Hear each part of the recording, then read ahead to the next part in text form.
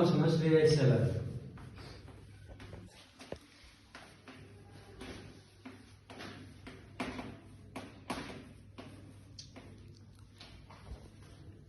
Şimdi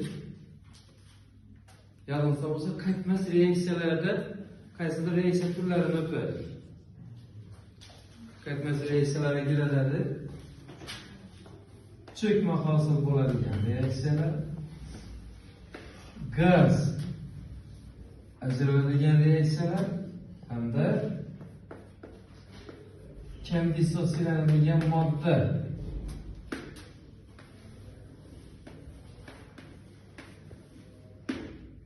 Mana shunday mahsulotlar chiqadigan reaksiyalar qaytmas reaksiyalar deyiladi. Xo'sh, bularning ion almashish reaksiyalarining nima aloqasi bor? Bilasiz, ion elektrolit eritmasida bo'ladi. Masalan, natriy xlorid. Natriy xlorid eritmada dissotsiyalanadi. Natriy va xlorid ionlari bo'ladi. Xuddi shunday kumush nitrat tuzdan eritmada dissotsiyalanadi. Kumush va nitrat ionlari bo'ladi. Ana endi agar mana shu ikkita elektrolit eritmasini aralashtirsak, ion almashinish reaksiyalari sodir bo'ladi. Biz ham buni qisqacha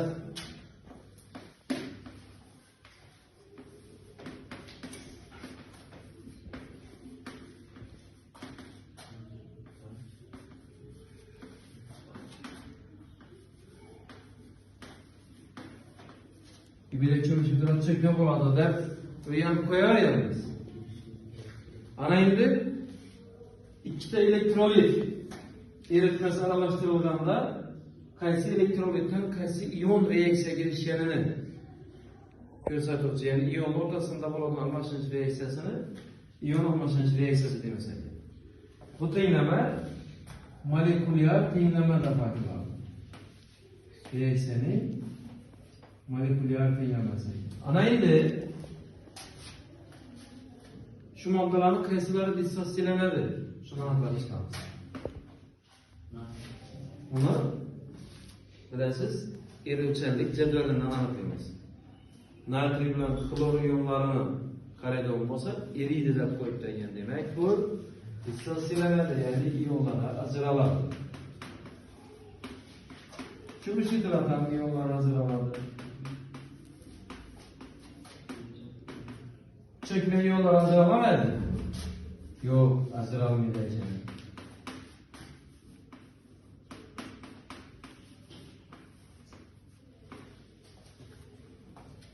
Dissotsiyalanadigan hamma moddaning ionlar ajralib yozib chiqilgan tenglamasi to'liq ionli tenglama deb ataladi.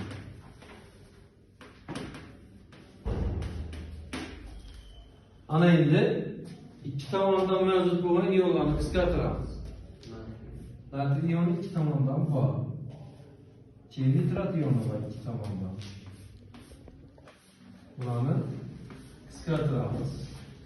Va birinchi eritmaning xlor anioni va ikkinchi eritmaning kumush kationi to'qnashgan vaqtda kumush xlorid cho'kmasi hosil bo'ladi. Bu cho'kma ionlar ajralmaydi. Oxirida tenglamamiz qisqa ionli tenglama deb ataladi. Ana endi cho'kma hosil bo'ladigan, faqat har qanday cho'kma hosil bo'ladigan reaksiya emas, elektrolitlar orasida amalga oshadigan va cho'kma hosil bo'lishi bilan boradigan reaksiyalar bu ion almashinish reaksiyasi bo'lar ekan. Chunki birinchi eritmada natriy va xlorid ionlari bor edi. İkinci eritmada kumush va nitrat ionlari bor edi. Qo'shgandan keyin hosil bo'lgan yangi eritmada eritmasi aralashtirilgandan keyin natriy ionlari birinchi eritmada necha yurgan bo'lsa, shu kezib yuribdi ion holida. Tamam.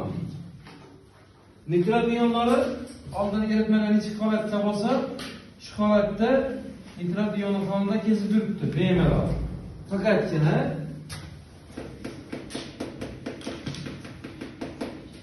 idish tubini kumush xlorid cho'kdi va endi bu eritmada kumush bilan xlorid ionlari yo'q. Mana shunday holatda bu reaksiya ion almashinish reaksiyasi deb aytiladi. İkinci holatda endi gaz hosil bo'ladigan reaksiya. Gaz ajralib chiqadigan reaksiyalar. Masalan, kaliy karbonat tuzining sulfat kislota bilan reaksiyasi.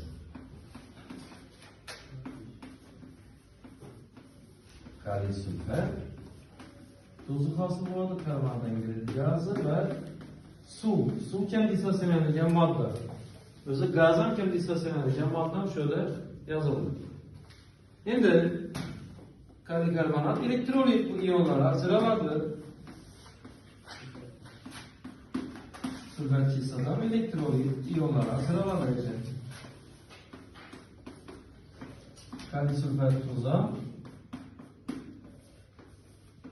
ionlar ajraladi. Karbon dioksidi ajralmaydi.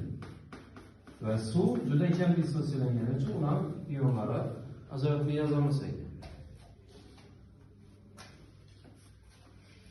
Bir xil ionlarni qaraydigan bo'lsak, kaliy ionlari va sulfat ionlari bor ekan. Qisqartirsak, birinchi elektrolitning anioni bilan ikkinchi elektrolitning vodorod kationlari o'rtasida to'qnashuv sodir bo'lgan vaqtda karbonat angidrid gazi va suv kam dissotsiyalangan modda hosil bo'lganligi uchun bu ion almashinish reaksiyasi amalga oshadi. Xo'sh, ion almashinish reaksiyasini o'rganishdan maqsad nima? Ion almashinish reaksiyasini o'rganishdan maqsad eritma tarkibida mavjud bo'lgan ionlar, qaysidir ion kerak bo'lsa, shuni qaysi ion yordamida aniqlab bilamiz.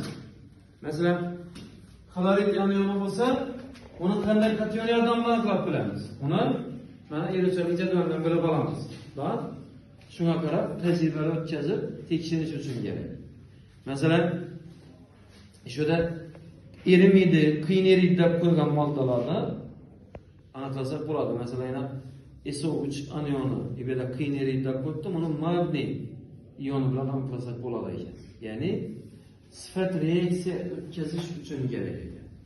Eritma tarkibida mavjud biror ionni aniqlash uchun boshqa bir ion qo'shish uchun. Tushundikmi? Xo'sh, endi savol berib qo'yadi. Savol berib qo'yadi. Masalan, natriy xlorid plus kaliy nitrat. Bu reaksiya ion almashinish reaksiyasi bo'lmaymi? degan savolni beradi. Xo'sh, almashtirib yozib ko'ramiz. Nazariy jihatdan shunday reaksiya bo'lishi kerak. Ana shu ionlar ajratib, hammasi dissotsiyatsiyalanadigan ionlar ajratamiz.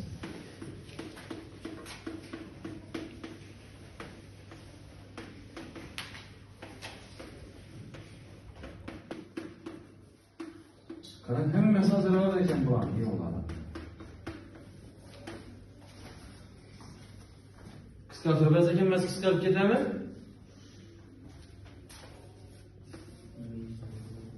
Yani birinchi eritmada natriy va xlor ionlari bo'lsa, ikkinchi eritmani qo'shdim. Kaliy va nitrat ionlari bor.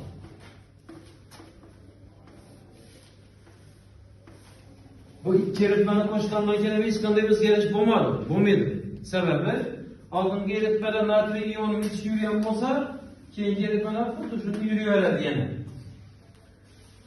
Yoki oldingi eritmada xlor ioni